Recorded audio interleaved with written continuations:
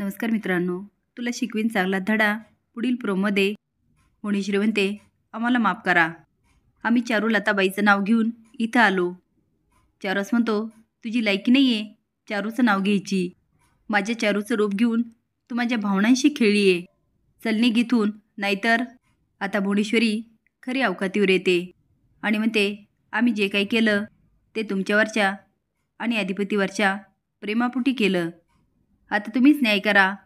आमची फसवणूक मोठी की आमचं प्रेम? चारुस म्हणतो, तुझं प्रेम. तुला प्रेम काय असतं ते तरी माहिती आहे का?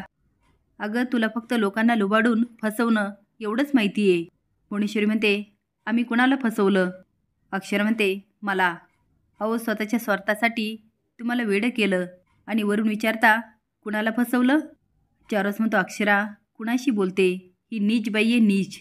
अगं, पहिल्यापासून फक्त हिला एवढंच आलं, हिच्याकडून दुसरी अपेक्षा तरी काय करणार? अक्षरा म्हणते, भुवनेश्वरी मॅडम, हे सगळं करायला तुम्हाला काहीच नाही वाटलं? अहो, तुम्ही अधिपतीला मुलगा मानता ना? भुवनेश्वरी म्हणते, मुलगा मानत नाही, आमचा मुलगा आहे. अक्षरा म्हणते, हो का? मग एवढे तडफडत होते, तुम्हाला जरा पण माया नाही फुटली? कशी फुटेल? तुम्हाला तर बाबांशी लग्न करायचं होतं, सत्ता मिळवायची होती.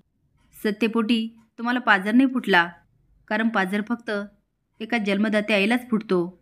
अधिपती तुमचा मुलगा असता तर एवढं कारस्थान करायच्या पहिले तुम्ही त्यांचा विचार केला असता, त्यांना किती त्रास होईल याचा विचार केला असता.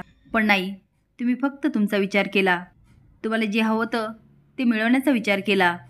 अधिपती, मी सांगत होते ना, ह्या चारुआई नाही आहेत, ह्या भुवनेश्वरी मॅडम आहे आणि स्वतःचा स्वार्थ साधण्यासाठी ह्या मला वेड्या करतायत. आता तर अधिपतीची बोलतीच बंद होते आणि भुवनेश्वरीची पण. असेच नवीन अपडेट जाण्यासाठी लाईक आणि सबस्क्राईब करा. धन्यवाद.